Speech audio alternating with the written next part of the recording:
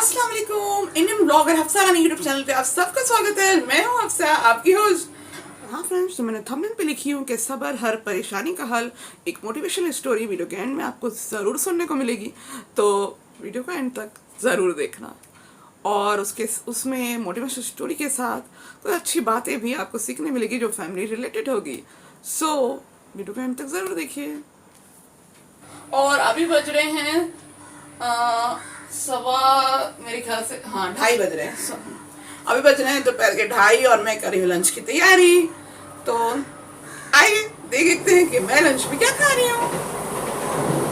Friends, ये देखिए बैगन का भरता है, ये मैं गरम कर रही हूँ। हाँ, आप तो हमेशा मुझे नॉनवेज ही खाते देखे ना, आज हम लोग वेज खा रहे हैं। वेज खाते हैं, ऐसा नहीं कि नहीं, कि नॉनवेज ज़्यादा खाते हैं। ऐसे भी मुस्लिम है ना, मुसलमानों को तो गोश्त चाहिए। और यहाँ मैंने पाव भी सेक ली हूँ, ये देखें। और यहाँ देखें मेरी चाय भी हो गई है। तो मैं अभी खा लेती हूँ, बाद में मिलती हूँ आप लोग से। तो फ्रेंड्स, बज रहे रात के 11:15 और हमने अभी तक डिनर नहीं किए क्योंकि अम्मी नमाज पढ़ के सो गए और मैंने तो थोड़ा 2 पाव खा ली थी, तो सो के था मुझे। और क्योंकि फ्रेंड्स, मेरे साथ जो मैंने थंबनेल पे लिखी हूँ कि बहुत बड़ा हादसा हो गया। आज वो क्या हादसा हो गया मैं आपको बताती हूँ। दरअसल ये पता नहीं, मैं जिस सॉफ्टवेयर से कार्टून एनिमेशन बनाती हूँ, पता नहीं उस सॉफ्टवेयर में मेरे बनाए हुए कैरेक्टर्स, वो सॉफ्टवेयर बिल्कुल ही वर्क नहीं कर रहा था। इसलिए मुझे उसे फिर से यानी अनइंस्टॉल करके वापस इंस्टॉल करना पड़ा। मैं मोबाइल फ़ोन में ही बनाती हूँ।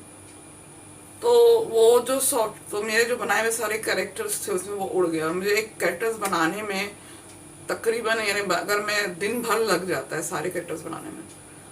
सो इसलिए मैं बहुत टेंस में आ गई थी, इसलिए फिर मुझे हुआ नहीं। अम्मी भी सो गए तो मैं बोली सोने दो बाद। तो फिर मैं आई हूँ, अब मैं डिनर बना रही हूँ। शायद 1-1:30 बजे हमारा खाना होएगा। सो ये देखिए, एक कीमा है। अब मैं इस कीमे को धोती हूँ और कीमे को चढ़ाती हूँ फिर। और मैं नूडल्स बनाने वाली हूँ, कीमा नूडल्स। मैं धोती हूँ फिर आपको बताती हूँ कि आगे मैं क्या कर रही हूँ। फ्रेंड्स, ये देखिए मैंने कीमे को धो ली, उसमें ये मटर है, ये मैंने टमाटो प्यूरी हाफ डाली, उसमें 6 टेबल स्पून तेल डाली हूँ।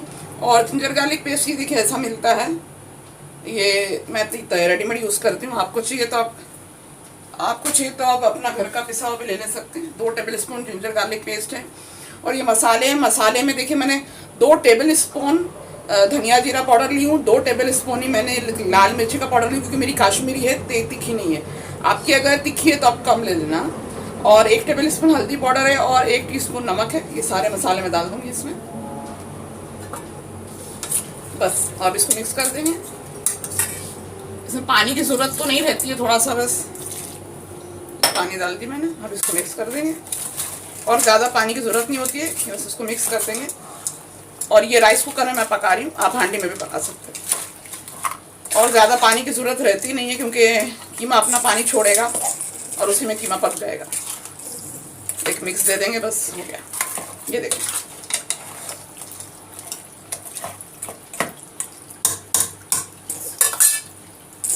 ये मैंने मिक्स दे दी। अब मैं इसको राइस कुकर में पकने रख रही हूँ। ये देखिए, यहाँ मेरा राइस कुकर है, ये देखिए ये सामने, यहाँ मैं रख रही हूँ।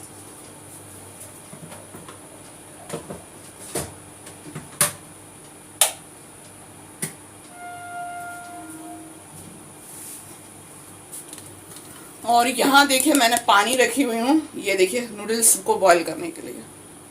तो अब इसमें जोश आ रहा है, अब मैं इसमें नूडल्स डालूंगी। तो फ्रेंड्स देखिए, मेरे पास ये हक्का नूडल्स है, ये 10 रुपये का एक पैकेट मिलता है। आप ये चाहें तो मैगी नूडल्स में भी ऐसा बना सकते हैं, और या आप चाहें तो स्पैगेटी में भी बना सकते हैं। तो ये मैंने 5 पैकेट डाल के, ये मैं लास्ट 6वां पैकेट डाल।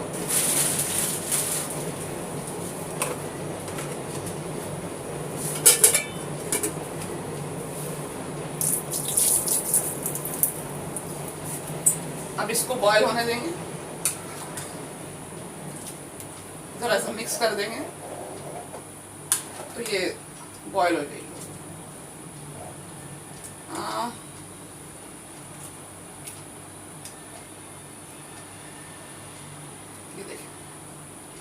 तो ये बॉयल हो जाती है तो मैं आपको बताती हूँ, ये भी बताती हूँ कैसे कितना टाइम ली है बॉयल बनने में, ठीक है।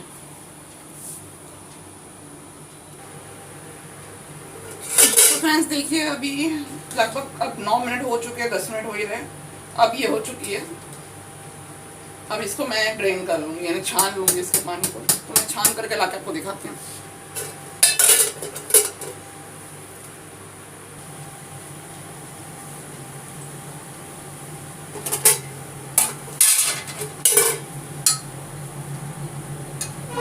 फ्रेंड्स ये देखिए, ये नूडल्स को मैंने ड्रेन कर लिया और ये देखिए एकदम खिली खिली है। तो इसकी ये टिप है कि जब आप नूडल्स के लिए पानी गर्म करें ना, तो उसमें आप आपकी नूडल्स के हिसाब से, अगर नूडल्स एक ही पैकेट है, 2 ही पैकेट है, तो आप एक टेबल स्पून तेल डाल दें।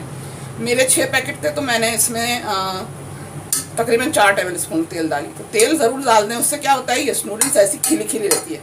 वरना अगर आप बगैर तेल डाले करेंगे ना तो स्टिकी हो जाएगी। तो ठीक है फ्रेंड्स, अब यहाँ देखिए आप मेरी चाय हो रही है, मैं चाय पीती हूँ, और जब कीमा होता है तब मैं आपको बताती हूँ, फिर आपसे मिलती हूँ। कीमा बन गया है। ये मेरा राइस कुकर में इसलिए थोड़ा सा पानी लग रहा है, आपको एकदम और भी ड्राई कर लेना है, ठीक है। अगर आपको ऐसे खाना है तो खा सकते हैं, वरना और ड्राई कर लेना। तो अब मैं इसको डालूंगी नूडल्स में, और फिर मैं आगे का स्टेप दिखाती हूँ। सो ये देखिए फ्रेंड्स, ये नूडल्स हैं, इसमें मैं डालूंगी ये कीमा।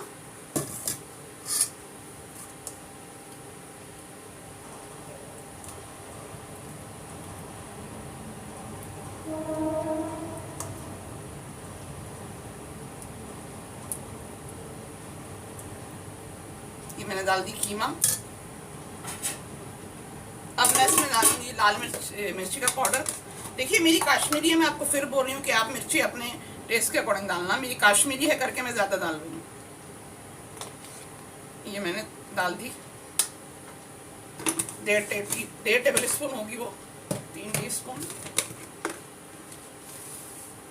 और ये 1 टीस्पून भर के मैंने नमक डाल दी।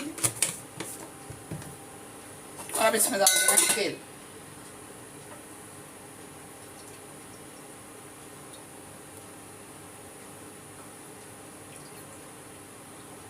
तो ये 2, 3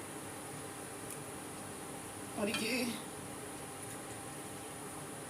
4 टेबल स्पून मैंने तेल डाल दी। अब इसको अच्छे से मिक्स कर लेना है।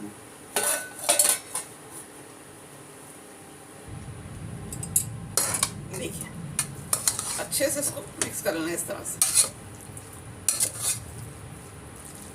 अच्छे तरह से मिक्स करना है। तो देखिए फ्रेंड्स, ये मैंने मिक्स कर ली हूँ और बस अब ये रेडी है खाने के लिए। आप चाहें तो इसमें टमाटो केचप या कुछ सॉस डाल के खा सकते हैं। अब देखिए मैं टमाटो केचप डाल के मेरा जो मन करेगा वैसे खाऊंगी, मैं और मेरी मम्मी खा लेंगे। तो ठीक है फ्रेंड्स, बाद में मैं आपसे मिलती हूँ। अल्लाह हाफिज़। सो फ्रेंड्स, अब टाइम हो गया है उसका एक मोटिवेशन स्टोरी का, जो मैंने थंबनेल पे लिखी हूँ कि सब्र हर मुश्किल का हल है। सो फ्रेंड्स, कहानी ऐसी है कि एक शाइस्ता नाम की लड़की रहती है, उसकी शादी होती है, लेकिन उसकी सास बहुत ख़राब होती है। हर बार में उसको ताना मारती है, दिन भर उससे काम ही लेती है, उसको कभी है ना चैन से बैठने नहीं देती। लेकिन वो बेचारी चुपचाप सहती रहती है और हमेशा उसको ताने तुसने मारती रहती है वो, लेकिन वो चुपचाप सहती रहती है और अल्लाह से बस दुआ करती रहती है कि अल्लाह मेरी सास को सुधार दो, मेरी सास मुझे बेटी समझने लगे। और वो सब्र करती है, लेकिन साथ साथ बिल्कुल बदतमीजी नहीं करती। हत्ता अपने शौहर को भी नहीं बोलती कि तुम्हारी माँ ऐसा कर रही है, क्योंकि वो ऐसा सोचती कि मैं अगर बोल दूंगी तो बिला मुझे माँ और बेटे में झगड़ा हो जाएगा और ये बात अच्छी नहीं है, फिर सास को लगेगा कि मैंने बेटे को तोड़ दी, इसलिए वो शौहर को भी कुछ नहीं बोलती।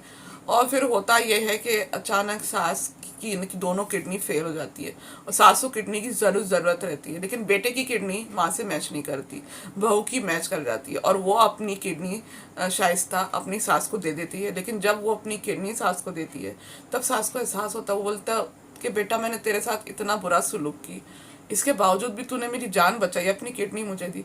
तो बोलती क्या हुआ, बोले अगर आपने कुछ बोल दिए कर दिए तो आप भी तो मेरी माँ है, मेरी अम्मी अगर मेरे को कुछ बोलती तो क्या मैं ऐसी करती क्या। भला मैं अगर मेरी अम्मी को ज़रूरत होती मेरी किडनी की तो मैं क्यों नहीं देती। आपने कुछ अगर बोल भी दे तो क्या हुआ, आप बड़े हैं।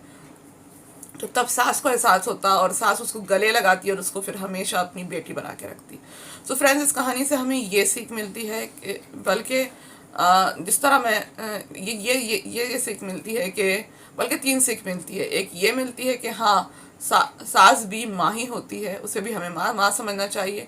और ये सीख भी मिलती है कि बहू को भी हमें बेटी समझना चाहिए। लेकिन जो मोटिवेशनल बात इस कहानी में हमें मिलती है वो ये मिलती है कि हमें कितना भी बुरा वक्त क्यों ना आ जाए हम पे, हमें सब्र करते रहना चाहिए और अल्लाह से मदद मांगते रहना चाहिए। और जो सब्र होता है ना, वो हर मुश्किल का हल है। क्योंकि अगर इंसान सब्र करता है तो अल्लाह सब्र करने वालों के साथ होते हैं। क्योंकि कुरान शरीफ में इन्नल्लाह मा साबिरीन, और इसका मतलब यही होता है कि अल्लाह सब्र करने वालों के साथ है। और इंसान जब सब्र करता है तो जब फिर अल्लाह अगर साथ है तो फिर किस बात का डर है। अल्लाह साथ है तो इंशाअल्लाह हमारी हर मुश्किल हल हो जाएगी। हमें यकीन रखना चाहिए और अल्लाह से दुआ करते रहना चाहिए और इंशाअल्लाह एक ना एक दिन मुश्किल ज़रूर हल हो जाएगी। और जो शाइस्ता ने की वो बिल्कुल ठीक की कि उसने सास की इज्जत करी। सास ने इतना बुरा की तो भी वो उसके साथ उसने अच्छा ही सलूक की। तो इससे हमें ये भी सीख मिलती है कि सास भी माँ ही होती है। अगर वो कुछ हमें बोल भी रही है तो हमें ये समझना चाहिए कि हमारी माँ बोल रही है। अगर हमारी अपनी माँ बोलेगी तो क्या हम उसे छोड़ देंगे? नहीं ना। तो इससे हमें ये भी सीख मिलती है कि सास भी माँ ही होती है और हमें उसे अपनी माँ समझकर ही उसके साथ हमेशा अच्छा ही सलूक करना चाहिए। और अगर हम अच्छा सलूक करेंगे तो इंशाअल्लाह एक ना एक दिन सास भी हमें बेटी मानने ही लगेगी। सो फ्रेंड्स, आप मुझे कमेंट करके बताना कि आपको मेरी ये कहानी कैसी लगी और मेरी मोटिवेशनल स्पीच कैसी लगी। सो फ्रेंड्स, अभी रात 3:10 कम है। खाना तो हमने बहुत पहले खा लिया था। कि जैसे मैंने आपको बताई कि मेरे कार्टून के कैरेक्टर्स जो है वो सारे उड़ गए हैं, इसलिए मैं दोबारा से बनाना पड़ेगा। इसलिए मैं कार्टून तो बना नहीं सकती अब, इसलिए अब मैं सोच रही हूँ थोड़ा सो जाती हूँ, ज़रा रेस्ट ले लेती हूँ। फिर उठूँगी इंशाल्लाह फजर पे। तो दोस्तों, अब मैं वीडियो को यहीं पे एंड करती हूँ। मेरे इसी तरह के डेली लाइफ वीडियोस को देखने के लिए और मेरी मोटिवेशनल स्टोरीज़, मोटिवेशनल स्पीच और रिश्ते कैसे निभाए वैसी स्टोरीज़ और वैसी स्पीच को सुनने के लिए सब्सक्राइब कीजिए मेरे चैनल को, जिसका नाम है इंडियन ब्लॉगर हफ्सा रानी। और वीडियो को लाइक करें, ज़्यादा से ज़्यादा शेयर करें और मुझे इंस्टाग्राम पे भी फॉलो कर लें। लिंक आपको वीडियो के नीचे डिस्क्रिप्शन में मिल जाएगी। वहाँ भी मैं अच्छी नाते दाल डालती रहती हूँ। अच्छा दोस्तों, मैं चलती हूँ, फिर मिलूँगी आपसे अगले वीडियो में। अल्लाह हाफिज़, दुआ में याद रखना।